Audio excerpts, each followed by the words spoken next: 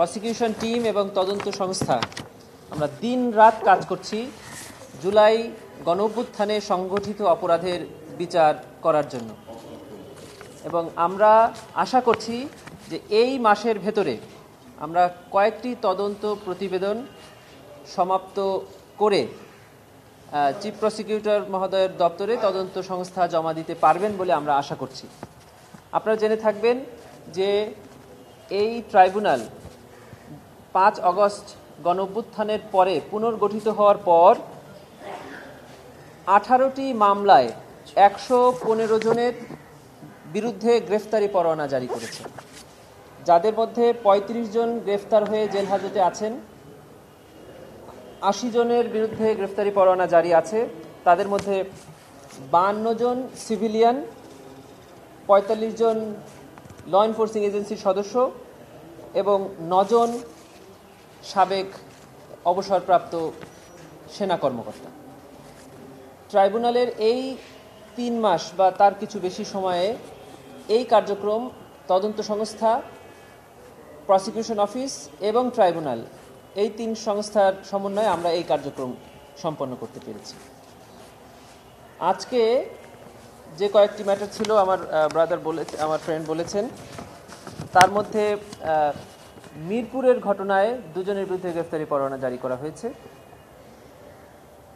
উত্তরার ঘটনায় 3 জনের বিরুদ্ধে গ্রেফতারি পরোয়ানা জারি করা হয়েছে, এবং রামপুরায় আপনারা জেনে থাকবেন চন্দ্র সরকার, যাকে ইতিমধ্যে গ্রেফতার করে ট্রাইব্যুনালে হাজির করা হয়েছিল, ওই ঘটনায় আমরা আরও 2 জনের সম্পৃক্ততা পেয়েছি, যাদের বিরুদ্ধে ট্রাইব্যুনালে গ্রেফতারি পরোয়ানার আবেদন করেছিলাম। ট্রাইব্যুনাল মঞ্জুর করে এই গ্রেফতারি পরোয়ানাগুলো জারি করেছে। জি,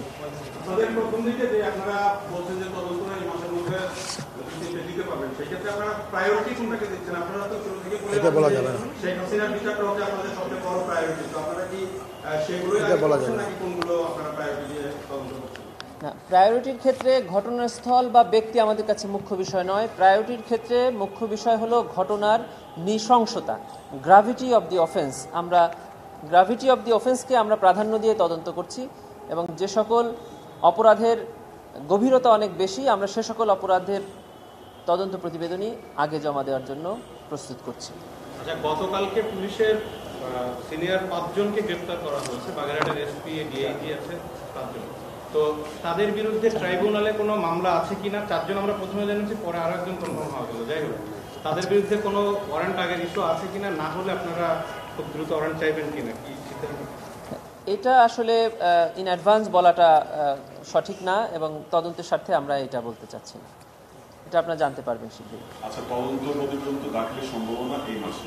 জি, এটা তো প্রক্রিয়া আলাদা, ফর্মাল চার্জের ব্যাপার আছে।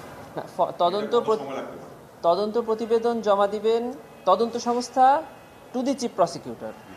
চিফ প্রসিকিউটর এই তদন্ত প্রতিবেদনকে ফর্মাল চার্জ আকারে ট্রাইব্যুনালে জমা দিবেন। আগে আমাদের কাছে তদন্ত প্রতিবেদন আসুক, সেখান থেকে আমরা স্ক্রুটিনি করে তারপরে ফর্মাল চার্জ রেডি করব। এই তদন্ত প্রতিবেদনটা হাতে না আসলে আমরা বুঝতে পারছি না যে কত সময় লাগবে।